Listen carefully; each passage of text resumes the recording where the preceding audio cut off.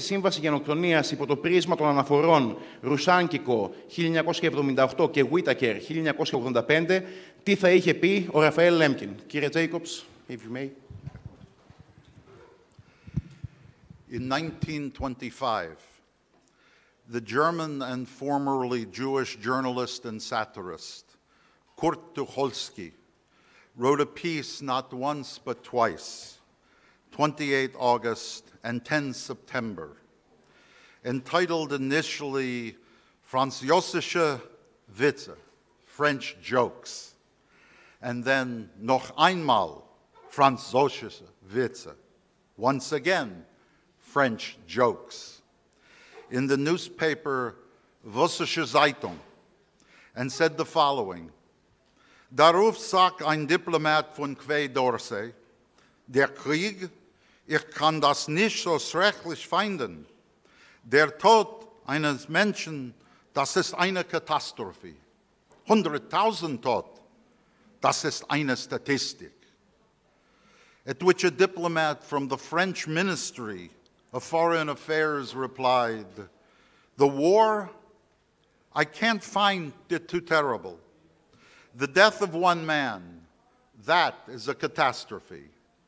100,000 deaths, that is a statistic.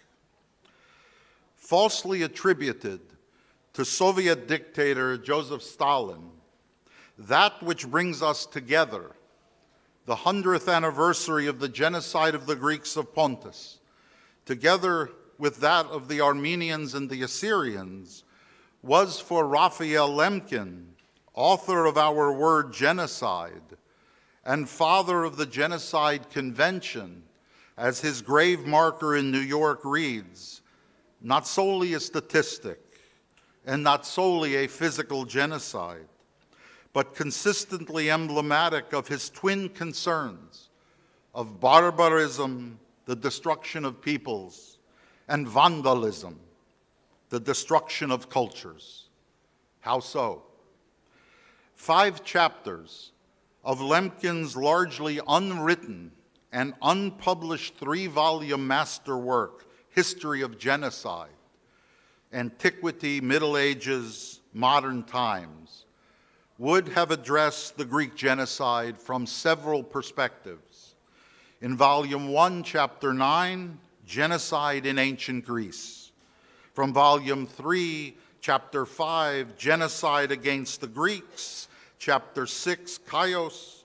Chapter 7, Greeks under the Franks. Chapter 8, Greeks in exile from Turkish occupation. Chapter 9, Genocide by the Greeks against the Turks. Other chapters, to be sure, were meant to address the 2 other victim populations of this tripartite genocide at the hands of the Turks, namely Volume 1, Chapter 2, Assyrian invasions, from Volume 3, Chapter 2, Assyrians in Iraq, Chapter 4, Bulgarians under the Turks, Chapter 15, Hungary against the Turks, Chapter 18, Genocide by the Janissaries, and Chapter 39, Armenians. Sadly, only that of his brief chapter on the Chios from Volume 3 has been found and published in my book, Lemkin on Genocide, along with only 2 chapters on the Assyrians. A standalone 120-page untitled manuscript on the Armenians has also been published separately by the Center for Armenian Remembrance in Glendale, California. Here is a brief but nonetheless important abstract, not from the chapter on the Chios, but rather from a 55-page file, simply entitled Greeks in Asia Minor, and was divided into the following subsections: background, technique, who is guilty, psychological reactions on both sides, reactions of public opinion abroad, and cultural and other losses. A 2-page bibliography follows, consisting of 51 sources in several languages, and further setting the overall framework for this conference and our subsequent conversations and discussions. Quote, in 1908, welcomed by the Greeks, the Young Turks came to power. They promised a constitutional government, but it was soon evident that they desired only the supremacy of the Turks. Liberalism was only a thin veneer over a very intense nationalism. The Greek element was Turkified by force, setting up intense nationalism. Greek women, for instance, were sent to Turkish villages to compel mixed marriages and force them to give up their faiths. Uniformity was purchased at heavy economic and cultural cost. It has been estimated that 1 million Christian children were recruited, and when one considers that the children were the cream of the crop and were forbidden to marry, the loss to the Greek population was incalculable. The Greeks have a very strong national feeling, he writes, which has been nourished by the recollection of a great intellectual past and which finds its finest and most effectual expressions in the fostering of Greek schools. There was very likely also an element of jealousy, since the Greeks on the whole were much better educated and were wealthier per capita than the Turks. The Greeks on their side still regarded the Turks as the invaders and interpreted even their intense nationalism as justified, not as aggressive. It is interesting to note that the Turks, although they loudly proclaimed the Greeks as traitors and deserving their harsh fate, felt compelled quite often to conceal their deeds. Lemkin's conclusion, quote, the loss of the total population in the 20th century is difficult to assess, but it is certainly tremendous. There were not only incalculable losses of life and property, but a nation deliberately deprived of intelligent, prosperous, and progressive citizens in order to achieve uniformity of creed and race. Thus, the historical context for what follows. Most scholars of genocide are more or less familiar with the Whittaker report of 1985, but far less so with the Ruhashkiko report of 1978, for one very simple and obvious reason. It was never distributed. The backstory to its omission, however, is relevant to this lecture and our discussions, conversations, and deliberations as well. Nicodemus Ruhashkiko, a Rwandan legal expert, was appointed special rapporteur in 1973 and then tasked by the then Secretary of the United Nations and former Nazi, Kurt Waldheim, with, as it was titled, quote, study of the question of the prevention and punishment of the crime of genocide. His review of historical genocide ignited a political firestorm, but most of the criticism was for a change Ruhashkiko made between the first draft and the final version of the report. The first draft had cited the Armenian genocide, but the reference was deleted from the final version due to pressure from Turkey, an omission that was supported by only one member of the UN Commission on Human Rights. Ruhashkiko justified his omission of the Armenian genocide at the time of the writing of the report, but the inclusion of the Holocaust, by explaining that the latter was universally recognized, while the Armenian genocide was not. Although the Commission accepted the recommendation and passed the resolution to enable its distribution, it never took place, leaving copies of the report gathering dust in various research and other libraries. Professor of Public International Law at Kanazawa University in Japan, Mitsui Inazumi, in her book, Universal Jurisdiction in International Law, has argued that the debate surrounding the Ruhashkiko report was political in nature and indicative of how divisive such disputes over historical genocides were and remain so today. His backing down in the face of such Turkish pressure was and is tragic nonetheless, and casts a shadow over what was otherwise an outstanding study and assessment. Be that as it may, it is worth summarizing, at least in part, his findings, as well as those of the Whittaker report, before concluding with my own assessment of how Raphael Lemkin would have responded to such evaluations, and addressing our primary concern as well, that of the prevention of future genocides.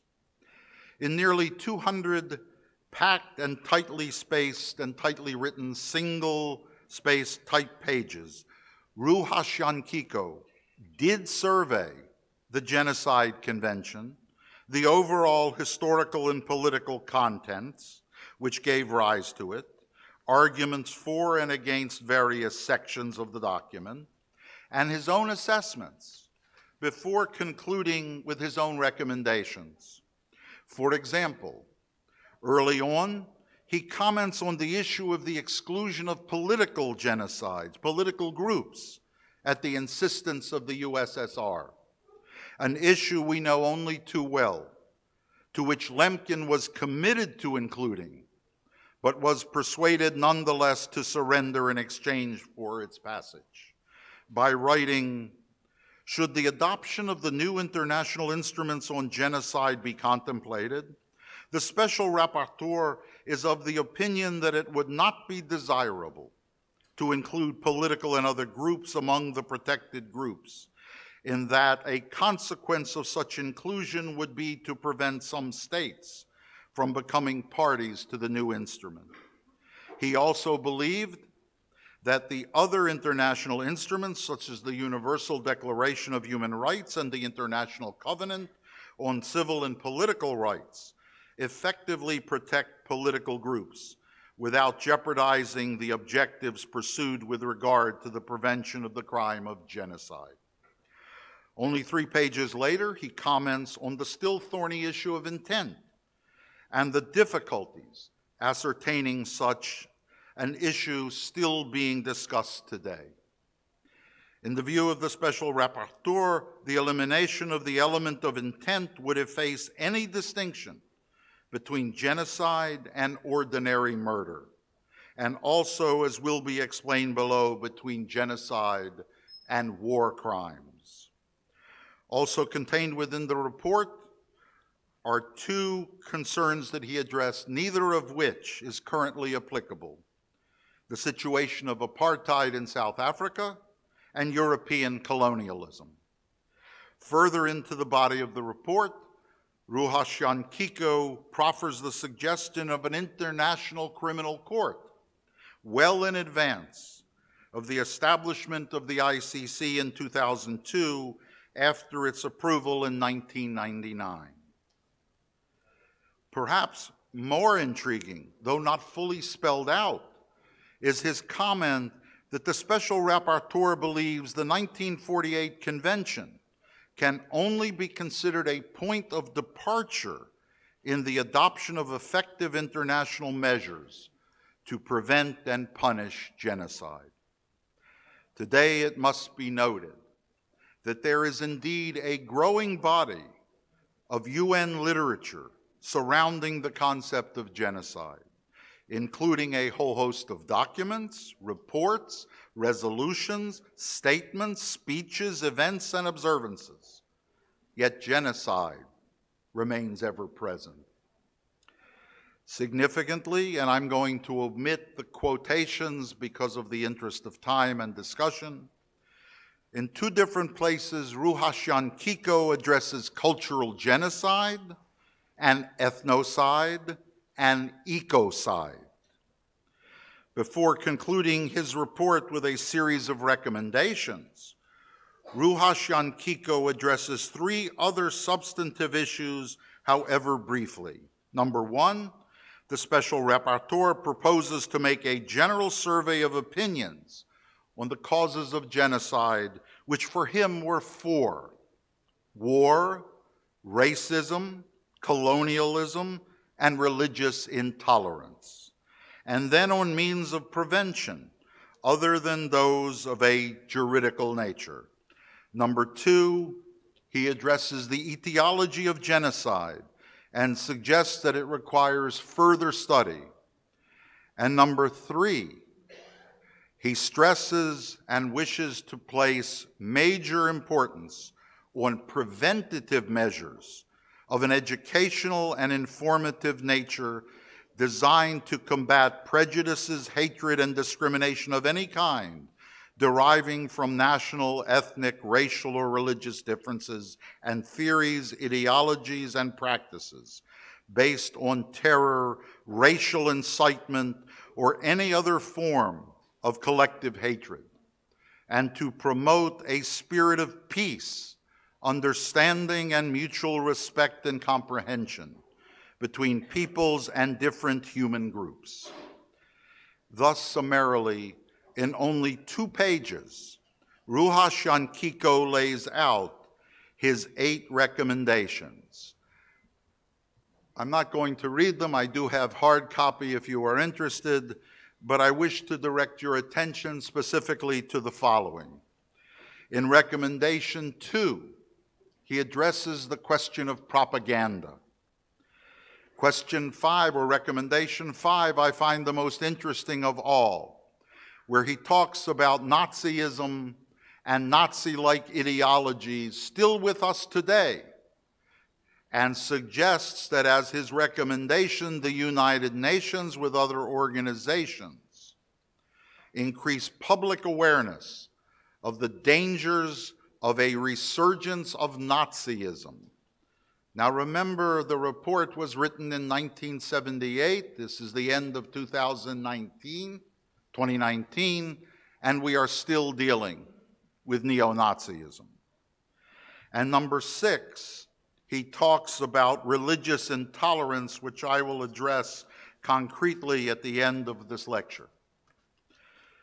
6 years later, in 1985, hardly time for the UN to have addressed the Ruhashkiko report, much less implemented his recommendations, UN Secretary General Javier Pérez de Cuellar tasked British barrister and Labour Party politician Benjamin C.G. Whittaker with producing what would become the revised and updated report on the question of the prevention and punishment of the crime of genocide, and lending his name to what is now known as the Whittaker Report, as it has come to be called. Woven throughout are a series of recommendations, some building upon the work of Nicodeme Ruhashkiko and others, added to a growing list of recommendations and suggestions summarily considered. Significant to our overall discussions, ladies and gentlemen, will also be explained before concluding that he said the following.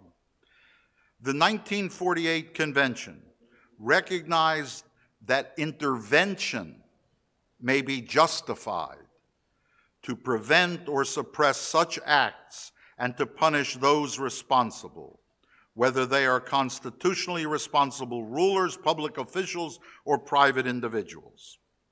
Thus, the following are Whittaker's recommendations, worthy of conversation, but we will refer and defer that to later.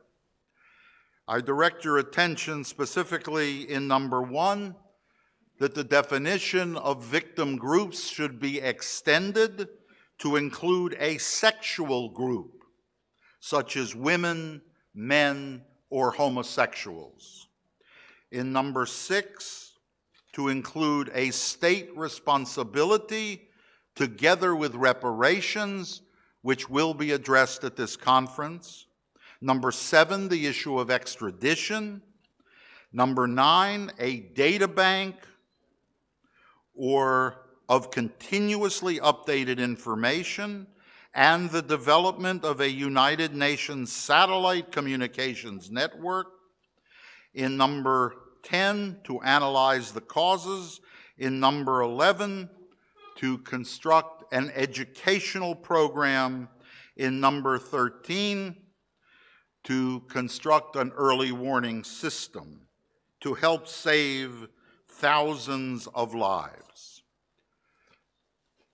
Thus combined, 22 well thought out and concrete recommendations to combat the scourge of ever-present genocide in our world in the aftermath of the 1948 Convention, now more than 7 decades in force.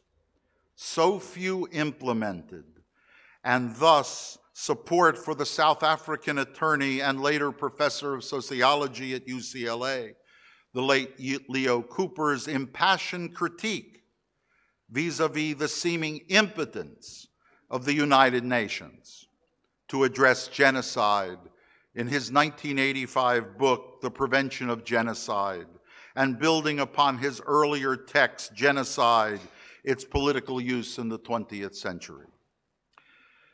Before concluding this lecture with a Lemkinian assessment of these and other ideas and historical contexts, 2 other issues need to be brought to the attention of all of us assembled here today.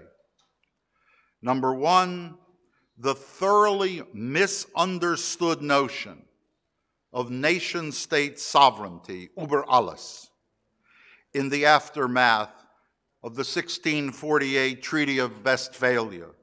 And number 2, a brief survey of other specific and concrete recommendations aimed at the prevention of future genocides. Beyond question, debate, or discussion, the most fundamental human right is the right to life itself, to grow old without fear of war, imprisonment, torture, inflicted physical or mental incapacity, and without the forced intrusions of ravaging diseases which afflict the body and shorten the journey to the point of termination. Western nation states have enacted such affirmations for nearly 1,000 years, as the following remind us. And these are examples beginning already in 1188 of decrees for the right to life. Not to mention, of course, the most modern and well-known UN Universal Declaration of Human Rights of 1948, paralleling the passage of the Genocide Convention the same year.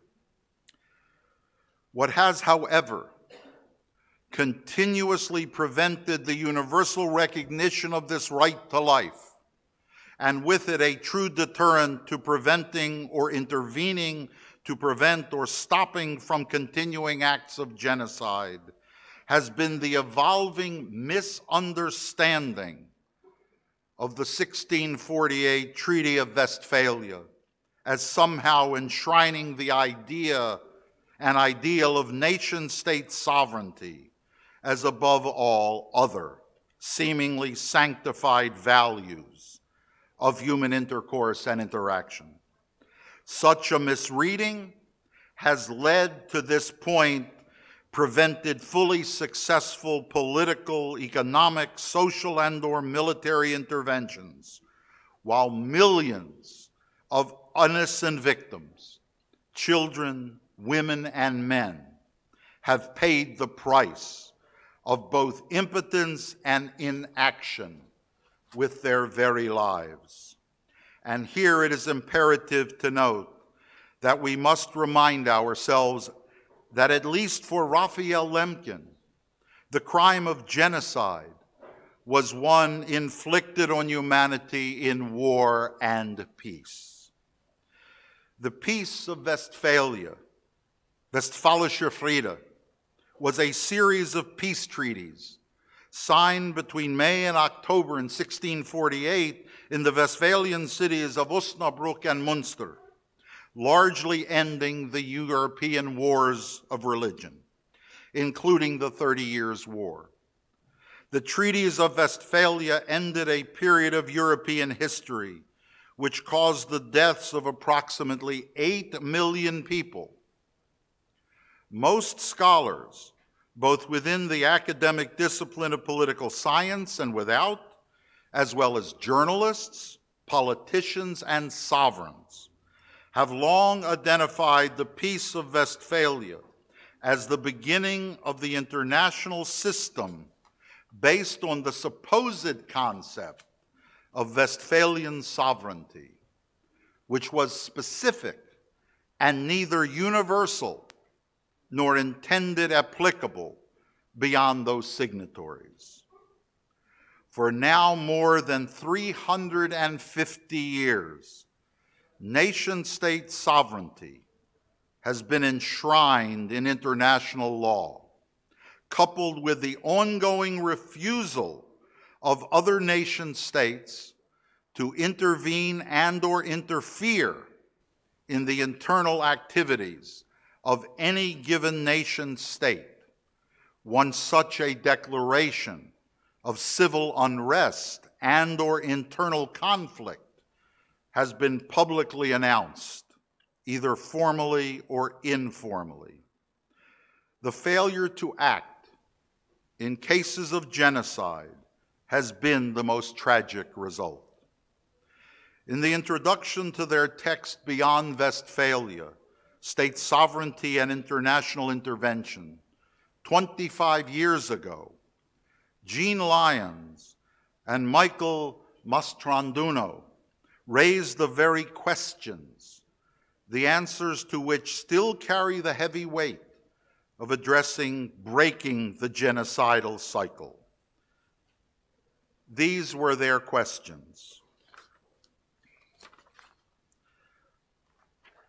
As they themselves conclude a few pages later, quote, "The important question is who determines that a state has not met its sovereign obligations, and the consequences are such that intervention to force compliance is justified." In the aftermath of the Second World War and the Holocaust, and the previous failures of the League of Nations to maintain world peace, the equation should be a relatively simple one.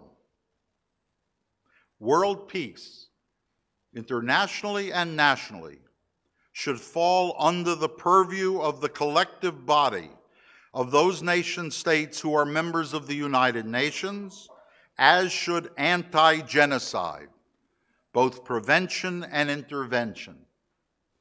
That this has not yet proven to be the case after almost 3/4 of a century does not diminish its responsibility for doing so, but forces us to turn now to other arenas and recommendations for the prevention of genocide. As our colleague, Samuel Totten, and those nearly 40 contributors to his latest important text, Last Lectures on the Prevention and Intervention of Genocide, remind us, there is no dearth of suggestions, creative and innovative, how to prevent genocide. The very latest list is found in the June 2019 advanced unedited version of the report on the prevention of genocide by the Secretary General Antonio Guterres to the Human Rights Council, and consists of the following suggestions, framed by his own introduction, quote, investing in prevention is the only sustainable way to fulfill the pledge of never again, which speaks to the very core of the United Nations mandate and its principles. These are the suggestions as I have put them on the PowerPoint. There are a lot of them.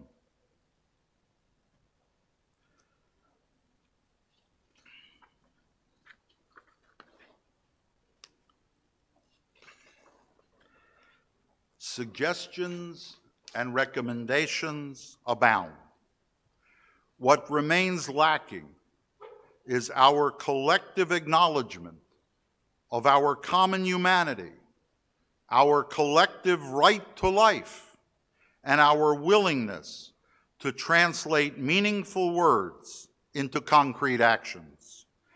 Time, fortunately or unfortunately, does not permit me to address Ruhashkiko's 8 recommendations, Whittaker's 14 recommendations, or Secretary General Guterres' 17 recommendations for prevention of future genocides.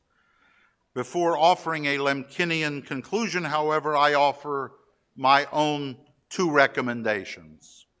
The first, a thread woven throughout all 3 documents, and the second, seemingly ignored in far too many arenas, truly concerned with prevention.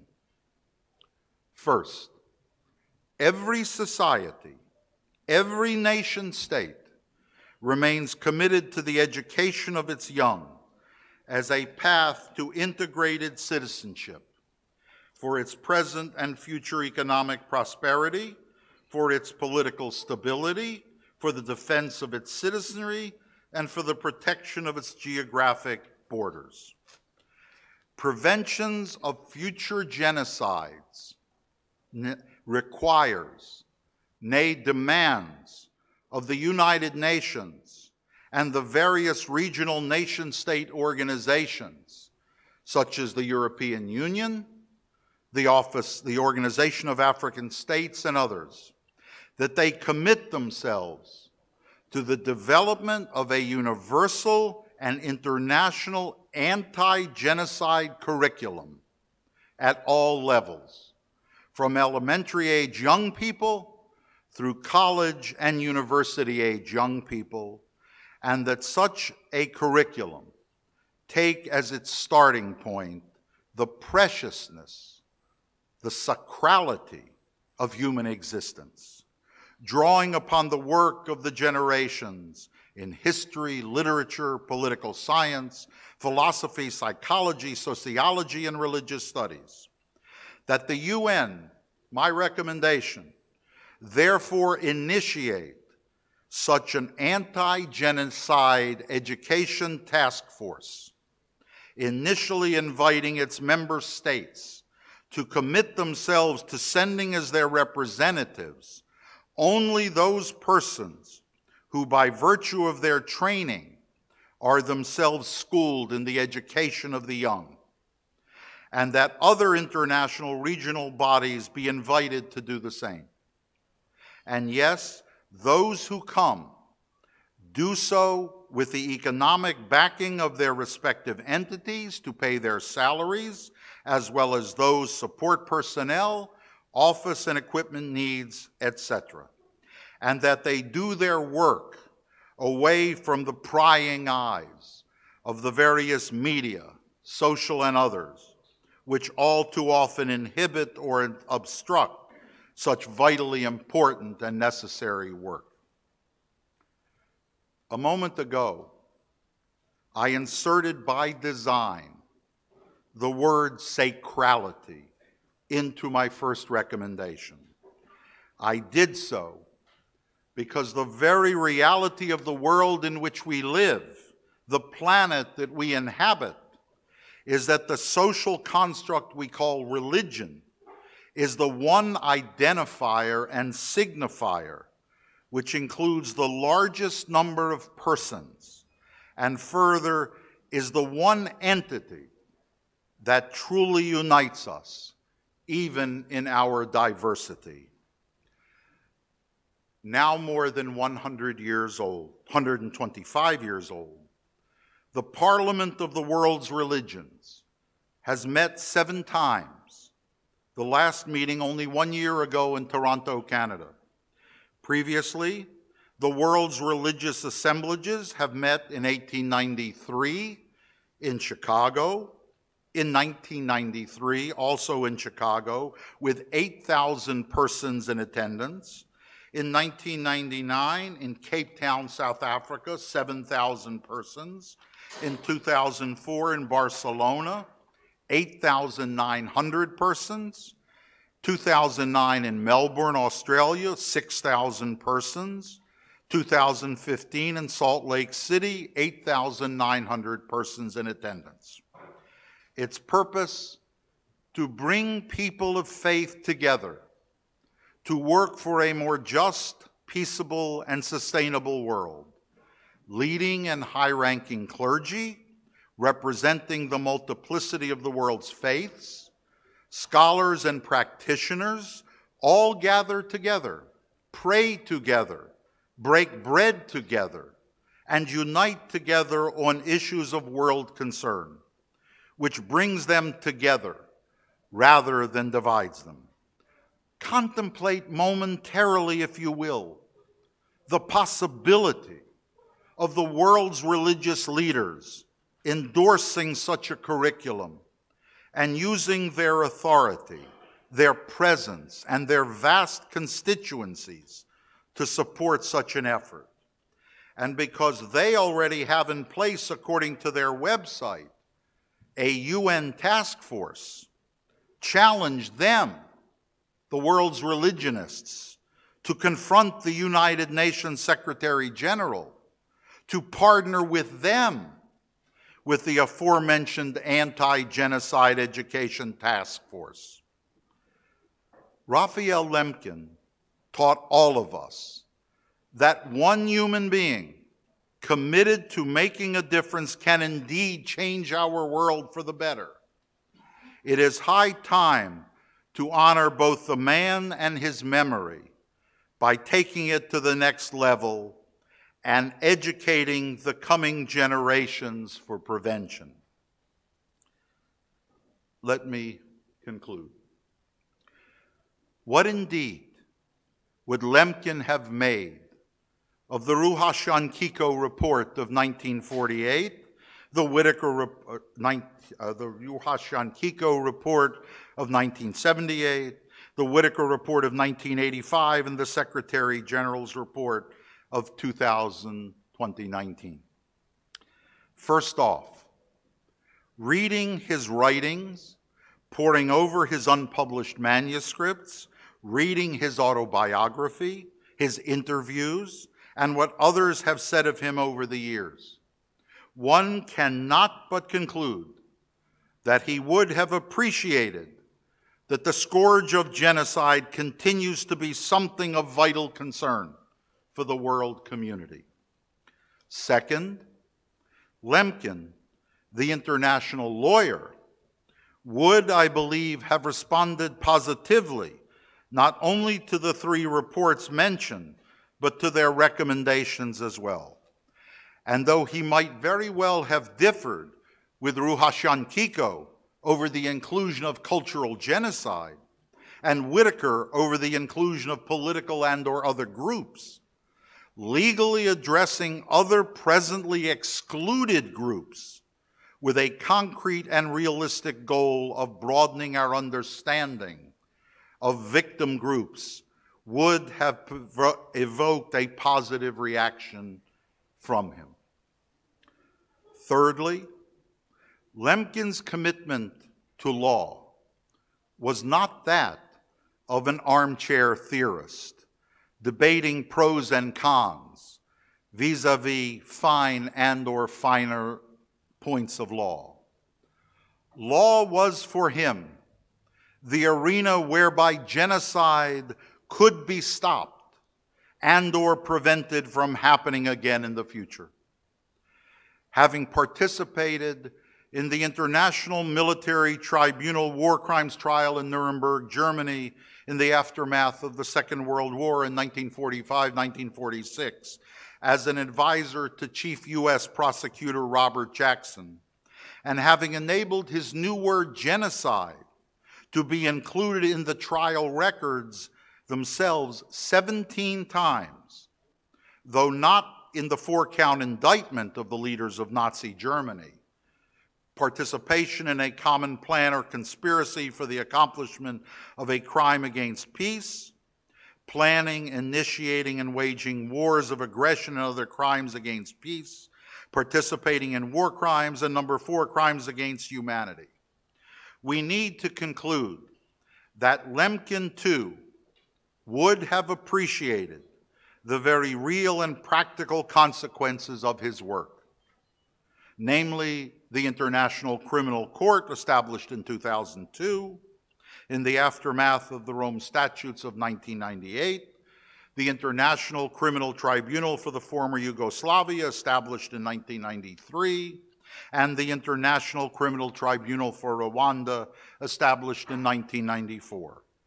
After all, the convention to which he committed himself fully and totally and ultimately proved injurious to his health and leading to his premature death in 1959, remains the Convention on the Prevention and Punishment of the Crime of Genocide.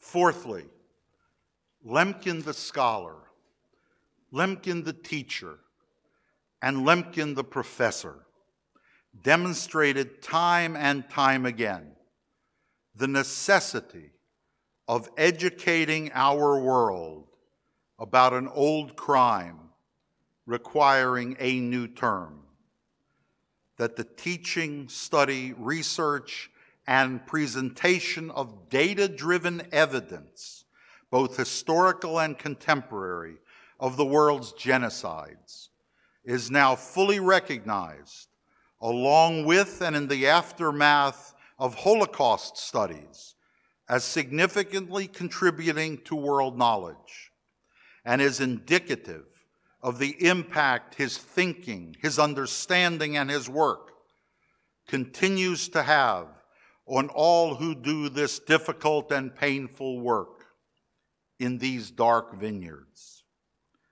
And here, of course, one includes not only scholars and teachers, but all manner of activists, both individuals and organizations. Thus, one cannot but recall the comment of American historian Henry Adams that, quote, "A teacher affects eternity. He can never tell where his influence stops."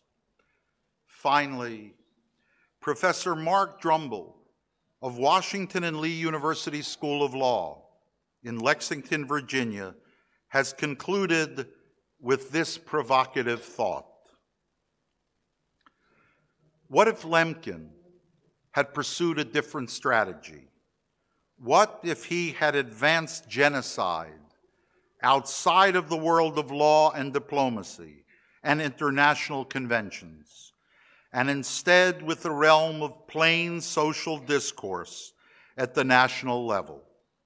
What if the term had stewed and brewed at that level for a generation or two or more, marinating a bit before possibly crystallizing into law? Would law have crystallized, and if so, might it have been more expansive? Lemkin added a new word, not only to one language, but to all languages. He coined a term that is now broadly recognizable within and outside of law. He constructed a word that resonates and ripples widely. In my view, Drumble wrote, he invented the word that forms the very emotional heart of international criminal law. Perhaps that too is tribute enough. Thank you.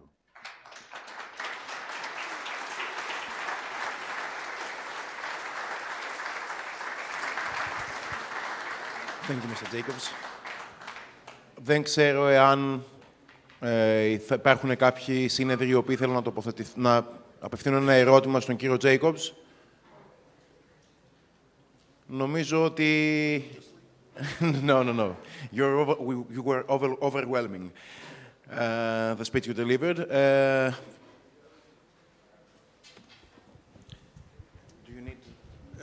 Ήθελα να το πω στα ελληνικά. Ήθελα να ρωτήσω το εξής. Αυτές τις δύο προτάσεις...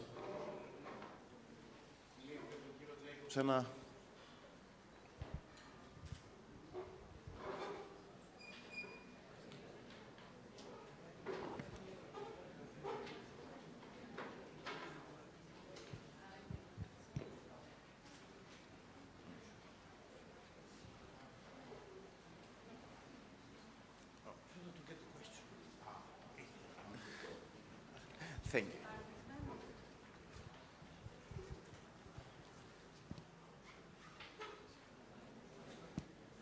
Μ' ακούτε? Channel 2 for English. Okay. Oh.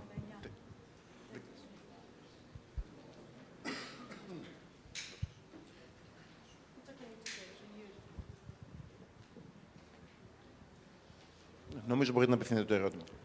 Ναι, θα ήθελα να ευχαριστήσω καταρχάς τον κύριο Jacobs για την θαυμάσια ομιλία του. Μας ενημέρωσε σφαιρικά για πάρα πολλά πράγματα και μας έδωσε και δύο προτάσεις. Πάνω σε αυτές τις προτάσεις που έχει κάνει, ήθελα να ρωτήσω εάν τις έχει και πού μάλλον έχει απευθυνθεί για να μπορέσουν να πραγματοποιηθούν αυτές οι δύο οι προτάσεις.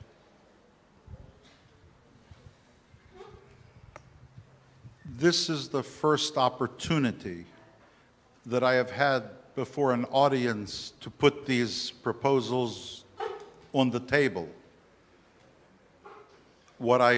I have addressed the second one in a previous lecture about the Congress of the World's Religions.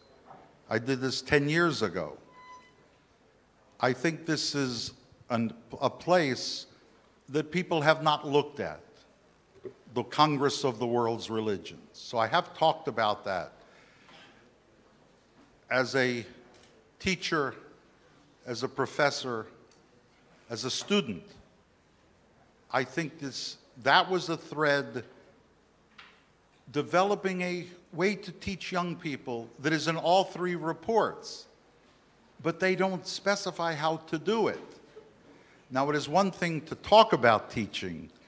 It is another thing to do teaching. So what I want, and Dr. Dazayas is more involved with the UN than I am, I want to see, perhaps you can help, bring to the UN people who know how to teach, not to talk about it, but let us bring together people, say, how do you teach a child about genocide without scaring a child? In other words, that's the challenge. And let's bring them together, those who know how to teach young people. Let us develop a curriculum, and that's where the second idea came from. Let's bring the world's religious leaders to support this initiative. Why? Because if we bring the priests and the rabbis and the imams and the other religious leaders together, and they say, you must do this, that I would suggest is the loudest voice that has not yet been heard, the world's religious leaders. And I'm not thinking only of the Pope, who I've never met, but I'm thinking all of them. And the interesting thing about the World Congress of Religions is that it's not just the priest of the local church or the rabbi of the synagogue or the imam of the mosque. It is their own leaders who come together. Let us do this. We've never done, this is something that has never been done. And so what happens? Genocide continues. Imagine, think with me, Can you imagine if these religious leaders of the world said, it is enough. We need to, I have addressed this. So I'm not running for office. I don't want to be the Secretary General of the UN. But I should. My wife would divorce me. But it's something that nobody talks about. I mean, we are in Greece. We are in a country where the Greek Orthodox religion is the dominant religion, but it is not the only religion. I come from a country where different Christianities are dominant, but they are not alone. I'm saying let's bring them all together. We've never done this. Let's talk about, enough talking about genocide. You and I will talk. Let's get them to do it.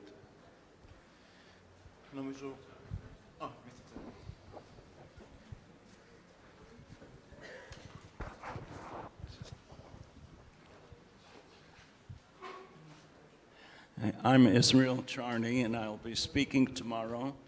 And Steve, although we have known each other for many years, we have not spoken about this subject. And tomorrow in my presentation, which is called A Worldwide Campaign for Life, I will be emphasizing the roles of imams and priests and rabbis and religious leaders joining together. But I will have another aspect to it.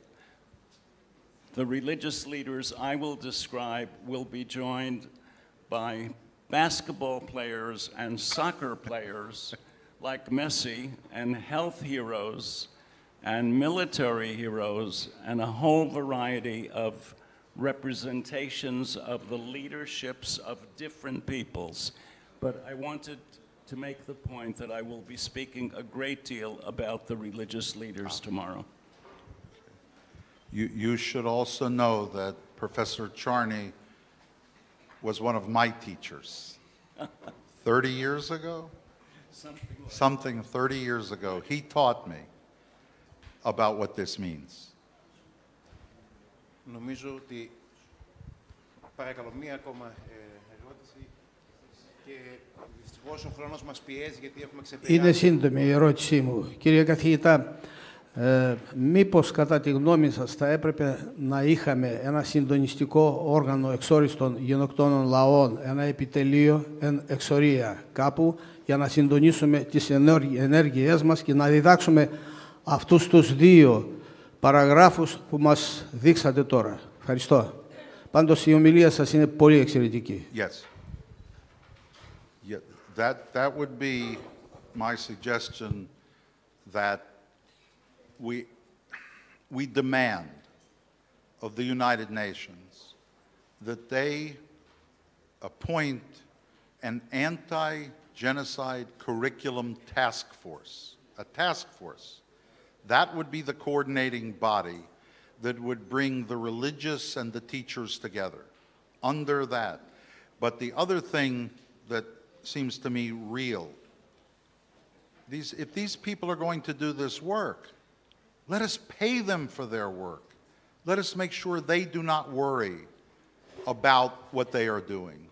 Let us bring them together. Let us pay them. Let us give them office. Let us do it right for a change. Too often, everybody has good ideas. You call somebody and says, Luke, come, we will do this together. But you have to pay yourself way to come. I'm saying this is not realistic. Let us do it right. I think the place to start is the United Nations. There is no task force in the entire United Nations that is talking about an anti-genocide curriculum. Nowhere.